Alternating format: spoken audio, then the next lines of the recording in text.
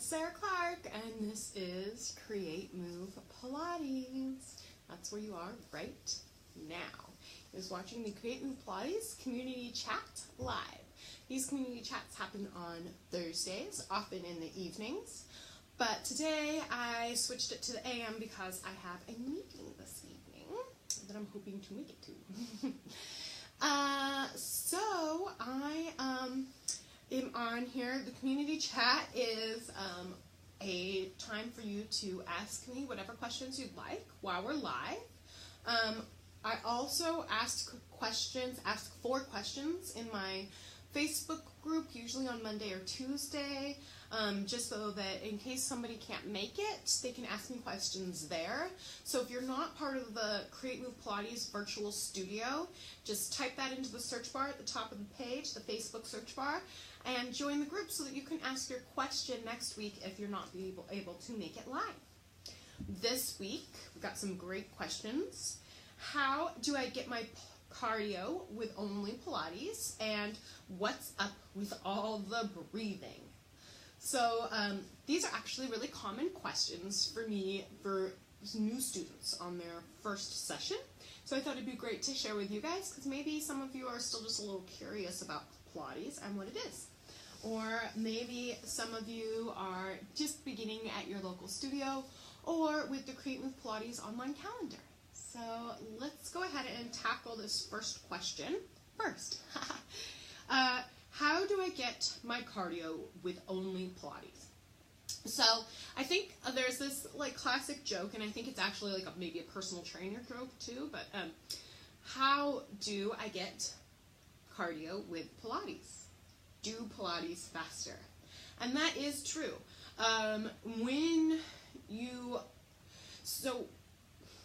Some of the Pilates moves have cardio exercises built into them already, even for beginner level. And I'm thinking specifically of like the hundreds or maybe jumping on the reformer. But like the hundreds is specifically designed to get your heart rate up and to get your blood flowing with the same thing as that happens during cardio. So because your head is above your heart has to work harder, and because your arms are moving, your blood is flowing through your body. So those are part of the reasons that the exercise was designed that way, and it's the easiest way to get cardio in your Pilates. A lot of Pilates teachers instruct with the 100 every single time.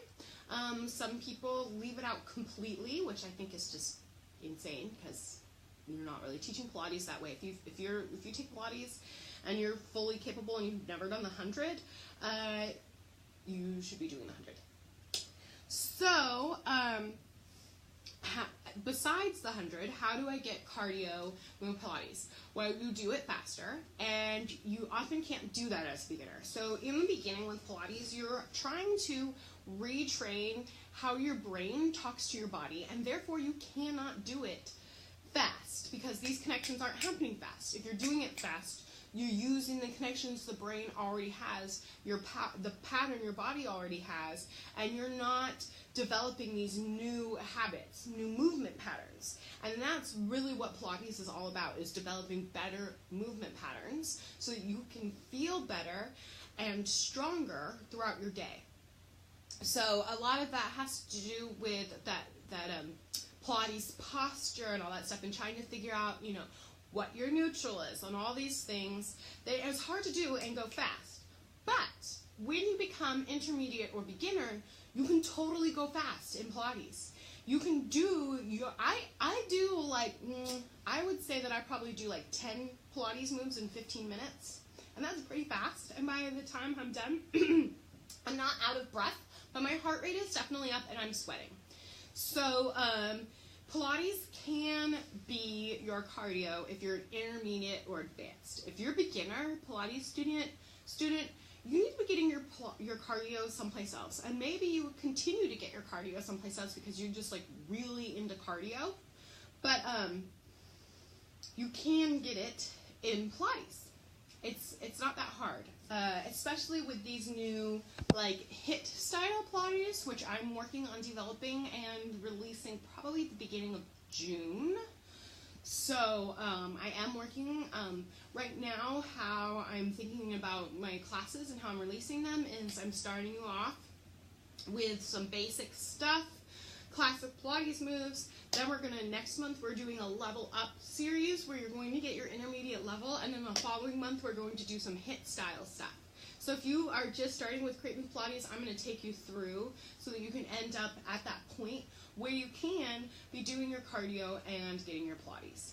But until then, I highly recommend just adding some walking or light jogging or Zumba or whatever makes you happy to your routine.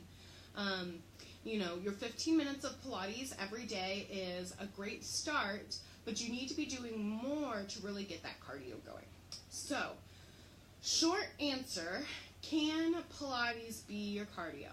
Yes, for intermediate and advanced students who understand the building blocks of Pilates. If you want to jump to that intermediate level, I'd highly recommend checking out my course, Pilates Essentials. It's 15 lessons, and it goes all over neutral, breathing, neutral in all different positions. It talks about how to use your rib cage, how to use your arms, how to connect to your core. 15 lessons. All lessons have video, as well as a written lecture, and a way to contact me through the comments. So you have direct access to me, and that's only $37. You get to keep it forever. So if you're wanting to jumpstart and be able to jumpstart your Pilates and get to your cardio aspect of it, I highly recommend checking that out. So that answers question number 1. How do I get my cardio with only Pilates? Second question. Question number 2.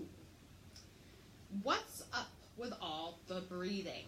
So this can be really challenging for people. Particularly in the first session, I hear often, this breath feels like the opposite of what I should be doing. And that means that you have trained yourself in a poor breathing pattern throughout your life. Pilates and the breathing is designed to help you connect to your core in a healthy way. Oftentimes when I see people and they're telling me that this breath is just feeling off to them, I can see that their transverse abdominis has stopped activating. Your transverse abdominis, I've talked about this in other Thursday community chats, but your transverse abdominis connects here and wraps, the muscle fibers wrap this direction, and it connects into some fascia at the spine. So the job of this muscle is to squeeze in on your exhale, squeeze your breath out. So if you're trying to do all of your power, and its job is to stabilize you. It has a couple jobs. So if you're trying to use your power and do your hard moves and engage your core on your inhale, you are not allowing your transverse abdominis to fully turn on and engage. So you need to be doing the breath in the way that I cue in order to have your core be working properly and functionally. The other thing about the breathing is that not a lot of people, students know this, but it's rumored that Joseph Claudius was an asthmatic. And, this would be back in the 20s, 30s, didn't have inhalers. Basically, if you're asthmatic, you were just told to, rest, so you don't die. But Joseph thought that there was something he could do about this. So he focused on the breath a lot and had us breathe in a certain way to help the lungs fill to their maximum capacity and become healthy and strong. He has a whole lecture in his book about how the breath cleanses the blood, it revitalizes the body, it strengthens the lungs. It's where you begin and where you end, all with the breath, right? So we talk a lot about breathing in Pilates, really because Joe was asthmatic, so he was really into Pilates, or into the breath, but also because it's important to help your core engage properly and to give yourself healthy, strong lungs. So if you are, I've had some people talk to me about how they're shallow breathers, and they just, they do those breath tests and they never really can get anything, and they just don't breathe. And, at first, when I have them start breathing with this style of breath, they often get really lightheaded, and that is normal. That is what happens when your body starts taking in a lot of oxygen. So if that happens to you when you're doing Pilates, it probably means you weren't breathing enough. So the breath is really, really, really important in Pilates because it helps to engage our core, it helps to strengthen our lungs, and relating to the first topic, the breath can also really help with that cardiovascular activity, especially in the hundreds, because you're breathing in a percussive style breath, which gets the body moving, okay? It's that blood pumping. All right, so nobody joined live today, though that's fine because I know that you guys watched later. But if you have any other questions, please leave them in the comments below, and then I can jump back on here next Thursday and answer them, or if they have a quick solution, I can answer them in the comments. Thank you so much for joining today and watching this video. I hope you're having a really great day. We're about to get a huge storm out here in California, and being a native Californian, I can't decide if it's just because we hardly ever get rain anymore, because we used to get tons of rain in Northern California. But I can't tell if it's because we don't get as much rain anymore or if this is actually going to be a crazy storm. They're calling it an atmospheric river. So if you live in Northern California, I hope that you're prepared for that. And if not, I hope the weather is lovely wherever you are. Have a really great day, and I hope to hear from you soon. Bye!